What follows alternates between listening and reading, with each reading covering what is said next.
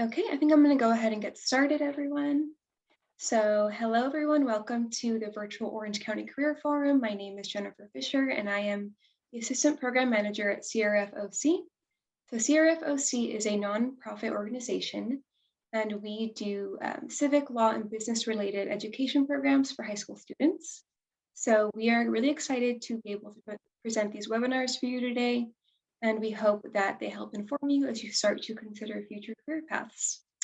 So before we begin, I do want to give a special thank you to Orange Coast College and the Orange County Department of Education for helping us bring this program together today.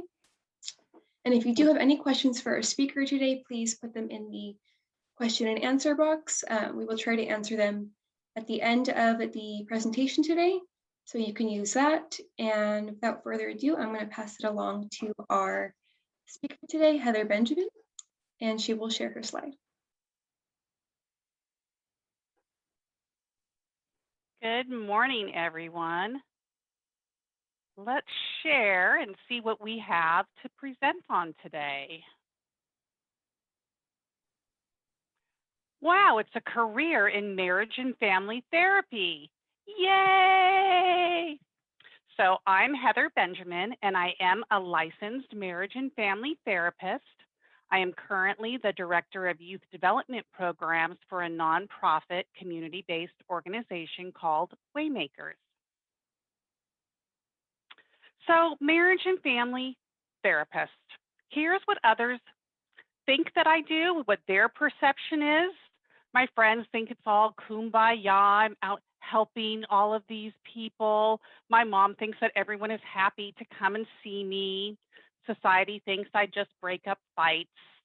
My boss, yeah, sometimes. What I think I do, although I would have put Wonder Woman in there. And what I actually do is sometimes a lot of paperwork. I actually do all of these things. When I first got started, I thought I wanted to be a teacher, but I really didn't like all those little school-age children.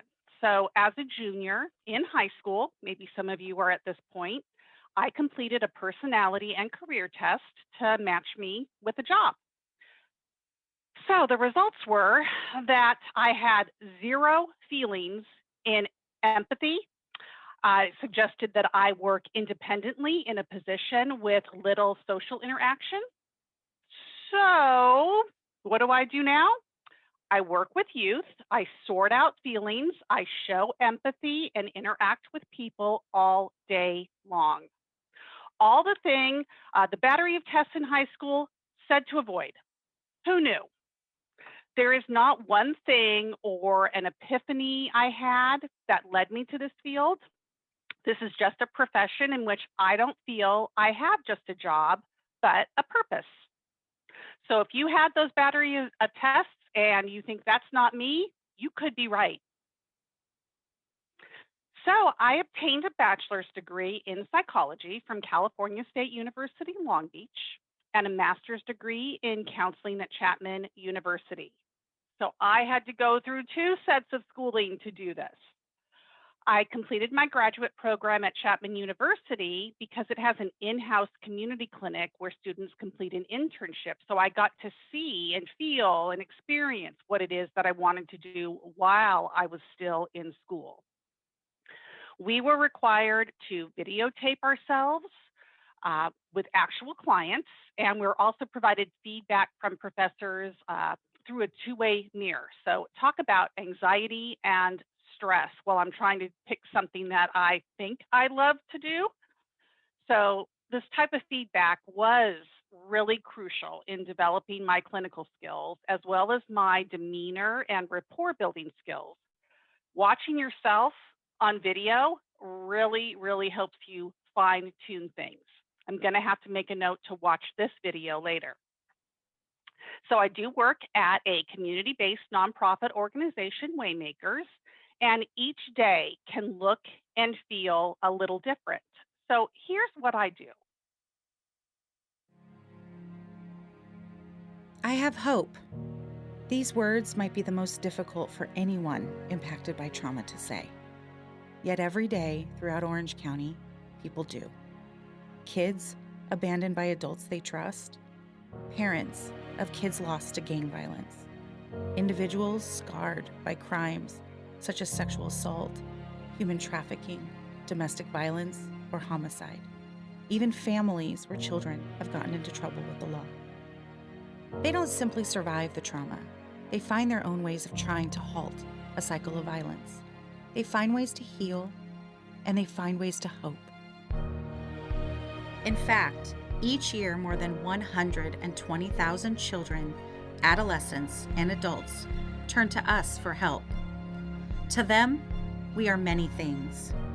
The stable home they never had, their voice when they're too fragile to speak, their alternative to the juvenile justice system, their path away from gang life, substance use, and other destructive behaviors, and their counseling support at a time of greatest need. We are their advocate, ally, voice of reason, and mentor, the one who walks with them on the razor's edge. We provide a steadying hand. Today, we stand as a reactive agent countering the effects of social change in Orange County, sheltering children, supporting victims, counseling families, resolving conflicts, and educating communities. By focusing on the immediate needs of individuals and guiding them to make positive, lasting change for themselves, we are changing Orange County lives for the better, maybe even your own. We give individuals, families, and communities the steadiest, surest, and safest pathways to promising outcomes. We are Waymakers.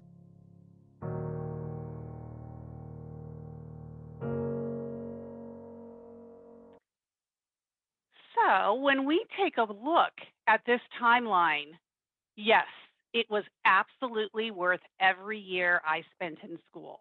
4.5 years at Cal State Long Beach, 3 years getting my graduate degree, another 3 years to gain 3,000 clinically supervised hours to qualify for a licensing exam. I had to pass 2 more exams to become licensed. And now that I'm licensed, I still have to complete 36 hours of continuing education every 2 years to keep me up to date of what the trends, patterns, best practices are in my field. And I've been doing this for 24 years. So Waymakers is devoted to intervening early with youth who are exhibiting pre-delinquent, delinquent, emotional, and behavioral and/or school problems to divert these at-risk youth from illegal behavior and entering the juvenile justice system. So what is a licensed marriage and family therapist doing working with youthful offenders? Well, if you take a look at this screen, you'll see that the prevalence of mental disorders among youth in the general population of the United States is estimated to be about 22%, while the prevalence in the rate of mental illness for youth in the juvenile justice system is as high as 60%. That's why I'm needed in something that looks out of the box for a marriage and family therapist. Childhood abuse, neglect, and exposure to other traumatic stressors is called adverse childhood experiences, and they lead to a multitude of health and social problems.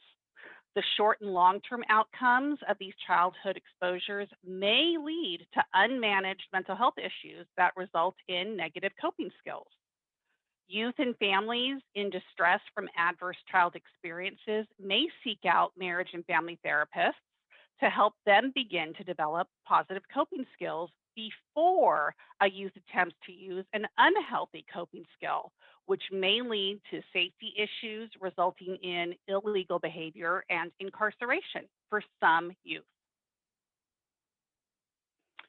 With exposure to all those adverse childhood experiences, people can benefit greatly from any type of therapy. It doesn't need to be your traditional face-to-face in an office, which isn't what I do. Therapy is really just having someone to listen without judgment so you can talk out loud and hear yourself, or play, or role play in therapy. And it's designed to make you, the client, be comfortable with making your own decisions that are in your best interest and at your own pace. You're the driver of this car. You do all of the work.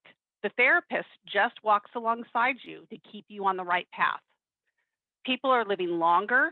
There's more stress in our fast-paced school and workplace and more demands on our time. Did I mention stress from a pandemic? Currently, the industry is expected to increase 20% by 2026. I think with the pandemic, we might increase it to 50% by then. Because children and youth oftentimes develop a few coping skills which have been tested and have kept them safe, they may feel it necessary to use inappropriate behaviors when faced with a stressful situation, even if they know what the appropriate choice might be. So a child who's needing food may steal, an unsafe choice, but it served a needed purpose. A child who's being physically abused may learn to placate, lie, or manipulate in order to survive. A child who's being bullied may take drastic measures to protect themselves and end up hurting someone else. It's not a therapist's job to fix the problem, only to provide the tools for the repair. Therapists will always be needed because there seems to always be family or friend drama, however you define that family. But remember, you always have a choice. Ta-da! You can't choose your family, but you can choose your therapist. It does feel good to be sought out. That's one perk to this job. Some examples of cases that I see in a community-based nonprofit working with youth are things like a 10-year-old female who has low frustration tolerance, socially isolated. Parent takes away their cell phone as punishment for not doing chores, and the child threatens to kill themselves, physically attacks the parent, or throws an item causing damage. The parent's just given up all hope. What am I doing wrong? Why can't I make this child happy? A 12-year-old has anxiety, so he's not going to school, has a history of panic attacks. He's now behind on school credits. He's got a history of truancy on his record. That's led to involvement with a school attendance review board, probation, district attorney for not attending school. Now, all of these people are in the family's lives. We have a 15-year-old whose history of substance abuse to self-medicate as an escape results in psychiatric hospitalization from hallucinating. There's a history of neglect and social services involvement. There's no parental support because the parent themselves is depressed, which has prevented them from maintaining employment. A 17-year-old lives at home with parents. He's got severe depression. He's got school suspensions, anger management problems. He's been using marijuana to calm down because that works for him. But now the client's on probation for substance use and assault. So he can't win. A 22-year-old male who's homeless. He's got restraining orders against him from family members. He has juvenile probation history. He's currently on adult probation. He's got probable cognitive and developmental delays. He's only completed the 11th grade and he can't afford rent. So all of these services, in my opinion, need more than just therapy. They need assistance with all different sorts of needs, and there's reasons behind each one of these cases in what's going on. And you have to get down deep into the weeds with what that could be. So at a community-based organization as a marriage and family therapist, I have a multitude of resources available to me within my own agency, such as substance abuse treatment, housing support, employment readiness skills, job placement, tutoring, parenting skills, anger management skills, psychiatry, teaching positive coping skills, and other resources besides just your traditional therapy.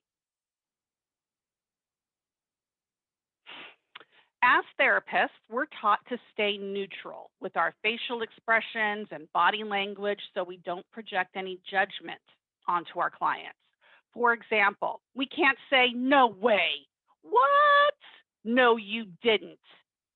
Those type of interactions, they could come across as judgy or offensive or approving, misinterpreted, and there's absolutely no eye rolling or sighing out loud in therapy as the therapist. We have to learn to keep our own personal opinions and values separate from the work we do. I felt when I went into my practicum and I was doing that single one-on-one face-to-face therapy that I could fix most people with just 2 simple magic words. Do you want to know the secret? I'll share with you. I like this group.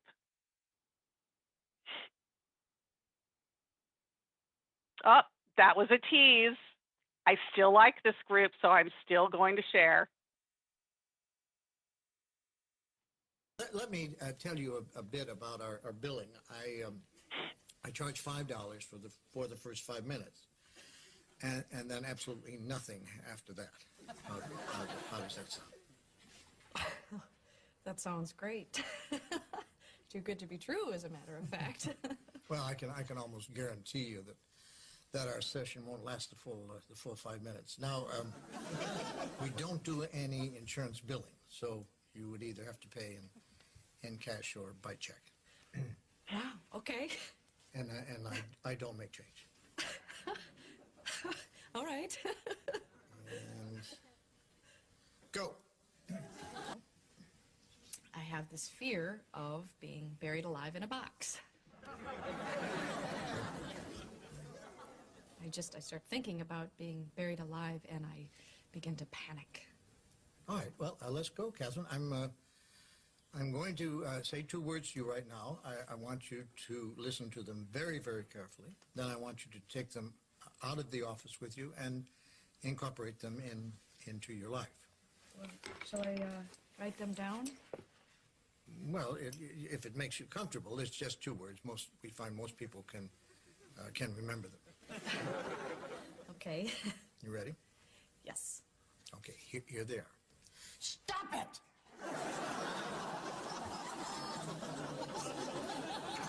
I'm sorry? Stop it! Stop it?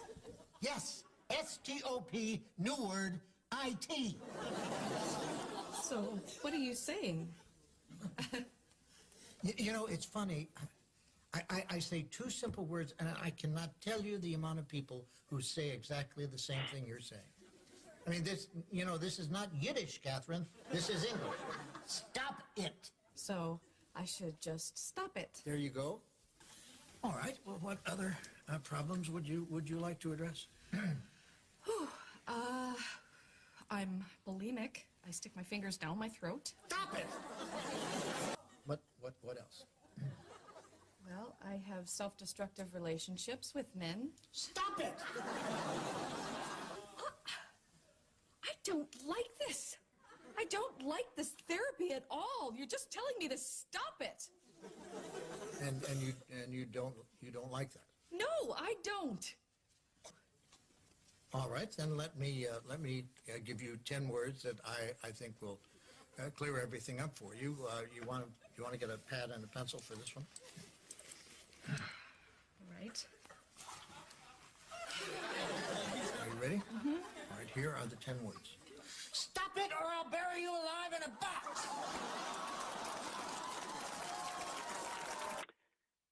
So tell me your problem and I say, stop it. Get over yourself. It's not very warm and fuzzy like a therapist should be. So that's one of the reasons I decided a private practice wasn't for me. And yet I went to school to be in private practice. But that's the joy of being a marriage and family therapist. It has a lot of different paths to get you to that final destination. A challenge that I did not think of just out of high school was how I wanted my future career to coordinate with my family life. This line of work does come with evening hours. You're seeing clients after their school day or their work day. You've got work phones and crisis. that can be emotionally draining. You're constantly connected, waiting for that crisis to happen. And it's a challenge to try and find a balance. You have to be flexible when dealing with humans, whether that be clients or staff that I work with too. My regular office hours are typically 9 to 6, Monday through Friday. But I have to be available for crisis consultation and clinical supervision of other clinicians who are going through the licensing process whenever that's needed. Or I've got to make arrangements for another licensed clinical supervisor to cover me when I go on vacation or if I want to leave early one day. When a staff or client needs support, you may have a deadline of your own that you have to meet, and you've got to learn to make time for both situations. The joy of helping someone sort out their goals and start on a new path, provide resources and connections with others, or guide them out of a crisis gives you a sense of accomplishment that you made a difference in that one moment. And it might not be right in front of you. It may come back 3 years from now when a client returns to you or sends you a note to tell you how great they're doing or how the light bulb finally went off on something that was discussed in session. So as you're trying to make your career choice, think ahead. Look at the big picture. Create some questions to answer, such as, what do you want to be able to do in 5, 10, or 20 years?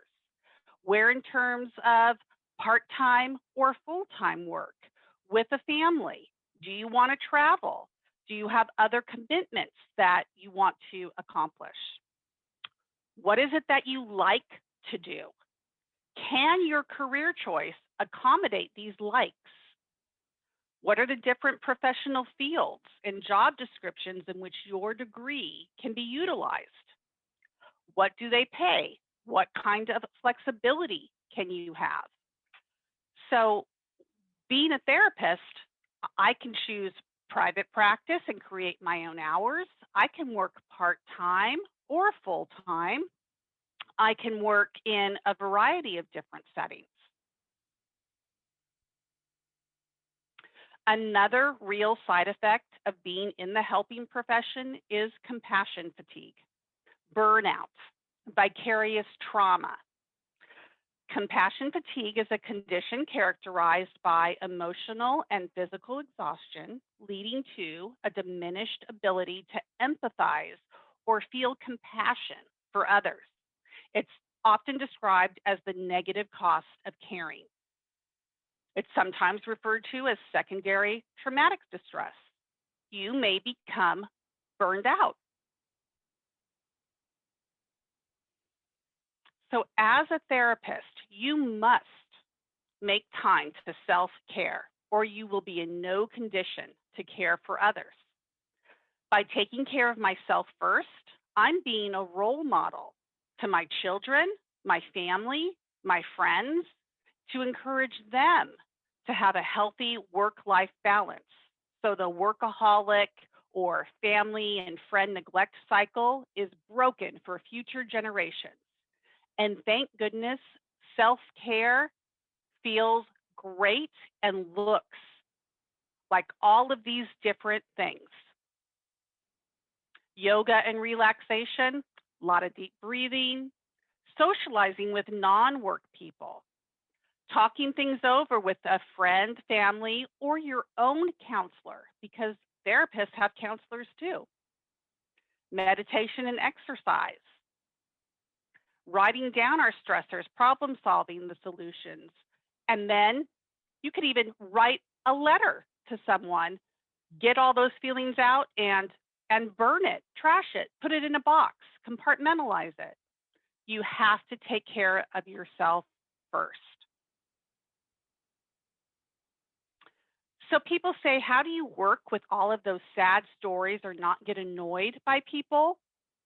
I do feel that you develop a tough outer skin as a therapist over time. And the more you learn on how to separate yourself from that, take care of yourself, and set up a boundary. It's called experience. I think of a mistake as an opportunity to learn and become better. I allow myself one mistake a day just so I can learn. I just hope it's not first thing in the morning. I try not to view things or view other people as failures, but rather as results that I didn't want or expect. I try and find the silver lining, positively reframe, and determine what I need to do next time to get the results that I want. As clinicians, we are guiding positive and lasting change. It's not just a job to pay the bills, in my opinion. I do have a therapist mantra to reframe everything to a positive. It's I get to. I get to do this presentation for you. I get to come to work and solve people's problems. I get to walk alongside them. Everything sounds so much better when you get to do things rather than I have to.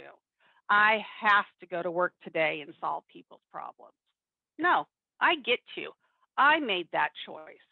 And that's what makes things so much more rewarding for me because I empowered myself to do that. When you're learning about all the mental health disorders in school because you've decided to be a psychology major, you really start thinking that you meet criteria for all of them. And then you doubt yourself, like who wants to go to a therapist who thinks they themselves are crazy, right? I experienced nervousness and self-doubt and set expectations for myself that should come naturally with time rather than be forced. So take time to try on different classes in different areas or fields before you buy a major and take it home. Just like you would do if you're trying on an outfit. It might not fit or look fly on you. See, that's how old I am. Remember, 24 years I've been doing this.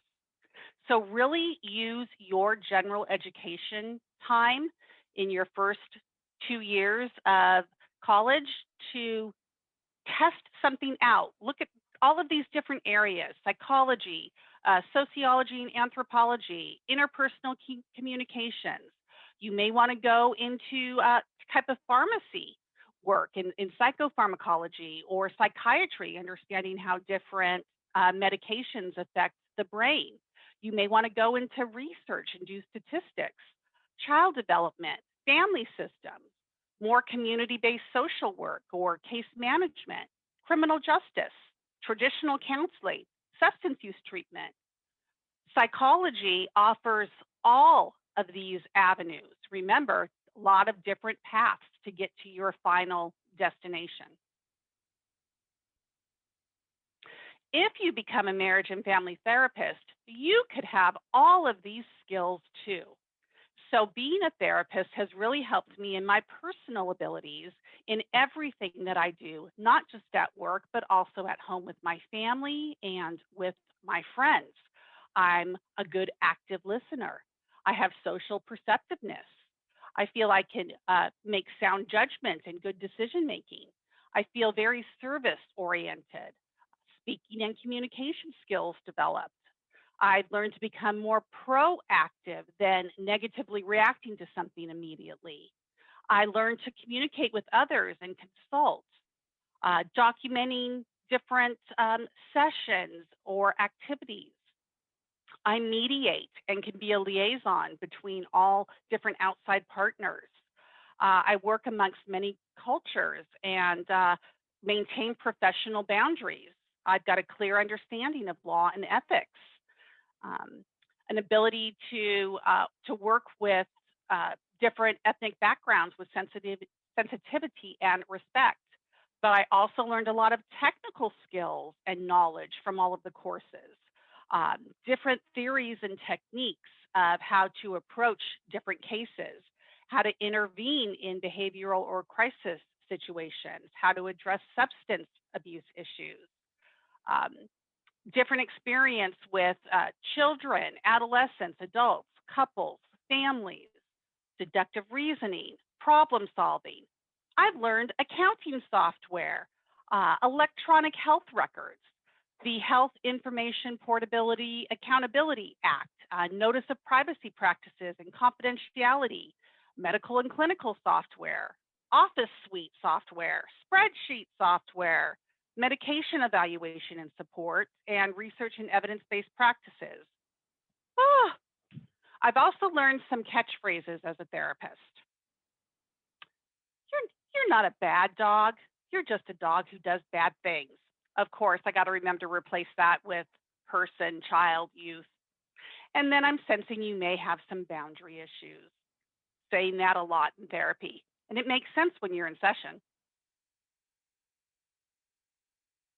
On the clinical side, I direct a diversion program for first-time youth offenders that provides counseling and psychoeducation groups such as anger management, drug and alcohol, tobacco usage, truancy reduction, decision-making, social skills, legal awareness workshops. There's also a case management component for community service hours and victim restitution, making things right. I also direct a youthful offender wraparound program, which provides case management and mental health rehabilitation services for probation youth, ages 12 to 25, who are struggling with mental illness, to help them reach self-sufficiency. I clinically supervise pre-licensed and licensed staff who provide counseling and mental health support, parent education. I support case management teams that review current client cases and assess them for further services, either at the site or I go in the community, go into people's homes, go into juvenile hall. I get to move around a lot. I don't have to stay in the same setting. On the administrative side, there's grant and report writing that I do to bring in funds so that I can open up and run more programs and hire other counselors. I do budget monitoring and program expenditures. I oversee service delivery and contracts. I ensure clinical documentation meets medical necessity. I do public relations, case maintenance, recruiting, hiring, training, and coaching of staff, all from being a marriage and family therapist, which I bet every single one of you immediately thought I sit in a room with somebody across from me and talk about their problems for 50 minutes. So what's the difference between social workers and marriage and family therapists? Well, social workers work within communities to improve the lives of people. They provide casework and work to improve social systems via various types of advocacy. Social work training often focuses on entering more agency work, such as assuming a position with the government or a mental health organization, including hospitals and healthcare organizations, schools, correctional institutions, and shelters. Hey, that sounds a lot like what I do, but I'm a marriage and family therapist. A marriage and family therapist has extensive training in areas like psychotherapy and human development, plus how to assess and treat trauma, addiction, mental and emotional disorders. Therapists work directly with clients to help them overcome issues relating to their mental, emotional, and social health. Therapists can work in schools, treatment centers, nonprofits, or private practices.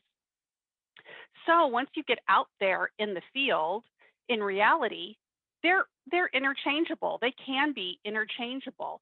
It's really just about the type of setting you gain your hours in, the type of courses that have a certain focus, more community-based for a social worker, more family-based for a marriage and family therapist.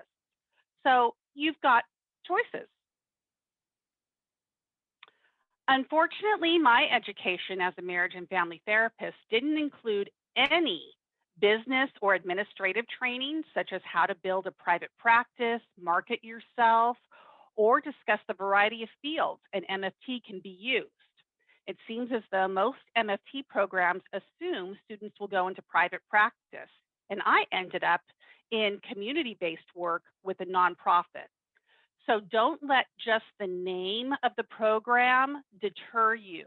You can do many, many things, regardless of what track you choose, social work or marriage and family therapist. So as either, you can work in an outpatient clinic, an inpatient clinic, a community-based organization, churches or religious settings, social services agencies. You can be a school counselor, work in a correctional facility, work in health maintenance organizations or HMOs, work for the government, work in the military and Department of Veteran Affairs. So very, very broad. All right, the real question on everyone's mind. We're finally gonna get to it. Ta-da! How much money can I expect to make in this industry? So there are a few factors that affect the annual income of a licensed marriage and family therapist. They can increase whether or not the individual is licensed, the longevity of the career, whether you take on a supervisory role, whether you decide to open private practice, work full-time or part-time, do nonprofit work. So entry level with your bachelor's degree, then your master's degree, you can begin providing therapy under a licensed professional, a licensed clinical social worker, or a licensed and marriage family therapist. Once you become licensed, you can average $70,000 a year. If you're going to take on supervisory roles, have a long-term career, maybe go into private practice, and you really are good at marketing your business, doing insurance billing, you can make over $100,000 a year. So if I haven't made it clear, I really like the variety of obtaining my MFT license, that it's afforded for me.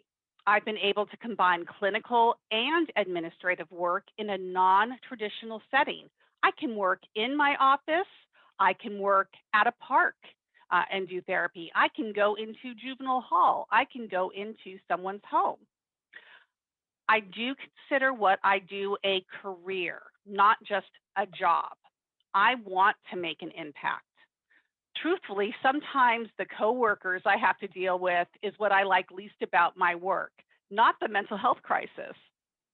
I prefer a more brief, social-focused case management approach that provides clients with tools and resources to help themselves. Again, as a therapist, we don't fix people. The client does all the work. We're just helping them discover the tools.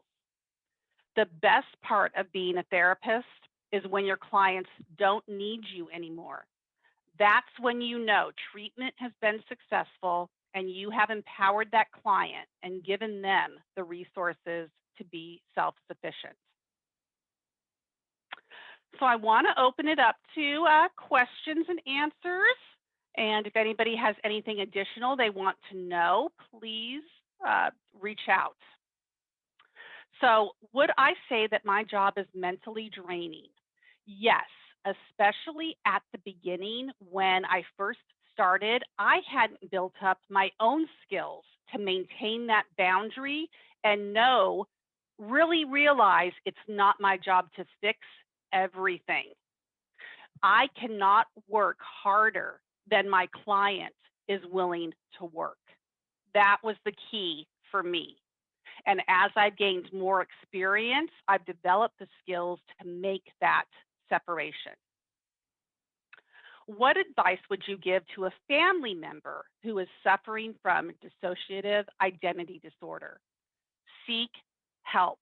There is such a horrible mental health stigma that prevents people from talking about things.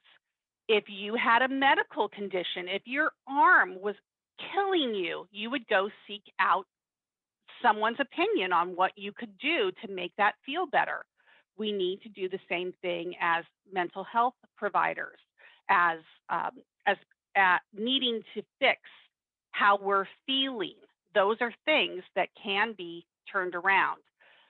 There's also support out there for family members of those that have mental health disorders. NAMI, the National Alliance for Mental Illness. We can certainly send those information out, but if you Google NAMI, you can get connected with social support groups. What do you say to someone who feels like they don't want to be a burden upon others and seeking out help? I say we all need help. As a therapist myself, I need to talk things out. Sometimes just saying something out loud makes the weight come off of your shoulders. It's always encouraging them. And again, it doesn't need to look like that traditional therapy. Isn't compartmentalization unhealthy? Well, there's a time when you have to, as a therapist, which was the context that I put that in, you do have to compartmentalize. And if I don't self-care and open up that compartment later and deal with it, yes, it will become a burden and a weight and is unhealthy. So when I'm in session and I'm hearing sad stories and I want to just reach out and hug someone, or I want to cry along with them, or I want to yell at them, stop it. I have to compartmentalize that and then deal with that later. I actually graduated from the Waymakers and Wraparound program over a year ago, and it was such a life-changing experience. Those programs have helped me immensely, and I'm doing much better now. Would there be a way to volunteer or work for these programs in the future? Yes, we actually do have positions. We don't currently have an opening now, but for former consumers of our program so that they can give back to their cohorts when they're feeling up to it. I'm so happy to hear that. And see, this is exactly something that I said in the session, that you may not see the outcome when you're in the middle of it as a therapist, but people come back or you run across their paths again. And this just completely filled me up. This was a self-care moment just reading that out loud. So thank you. How did you know you wanted to be a therapist or go into that career? I tried it on. I did not know when I was in high school that that's what I wanted. In fact, my career test said you scored 0 on having any feeling and empathy for others, and you shouldn't work with other people. You should work independently. And that's not how I felt inside. And so I tried different things out in my general education when I first started schooling. You also don't need to go to university. You could go through a certification process to be like a certified alcohol and drug counselor, which doesn't require a 4-year bachelor's degree and a master's degree. So there's different opportunities or different levels of services. There's some questions in here that you're asking how a person who has social anxiety could cope, or someone with depression. And really there's not a standard answer to that question. It depends on the person and what clicks. Just like you might not have a good experience with one therapist because you didn't click with them. But if there's another therapist out there, you may click with them. You need to search someone out who matches your style. Some people want to be told what to do, and some people want guidance. Again, it's not the therapist's role to fix anything, just to help people discover the tools that work for them. So first and foremost is seeking out support. Starting with friends and family. If you need more than that, going and looking into different therapy settings, different programming that allows someone to come in and interact with you and walk alongside with you to help you figure that out. What was the hardest thing you had to overcome in order to be where you are today? And it was that positively reframing things. I, as a new therapist, constantly felt like a failure when people didn't move in the direction that I thought they should move in, or they didn't progress as fast as I thought they should be. I really needed to set up that boundary that it's not personal. There was some people that didn't click with me and, fired you as a therapist, or some people that ended up hospitalized. And I would think it's because I didn't help them enough. I didn't do enough. And I just had to overcome that with the experience part of it, as I did it more often, setting up those professional boundaries and realizing it's not my job to fix. It's my job to guide and walk alongside. And if somebody's not ready to make that change in that moment, hopefully something that I said or that they remembered in therapy will click later on down the road, and that will be their moment of change. That's what I hold on to. How do you make someone that is struggling to open up feel safe? Oh my goodness, rapport. It's just about building that relationship and being what the client tells you that they need, being that for them at that moment in time. What schools are best to attend for therapy and why? Well, I specifically chose Chapman University because they had a clinic right there that I could do my internship in. So I'm looking for programs, schooling that has internships and has a variety of different courses that can hone in what my specialty may be.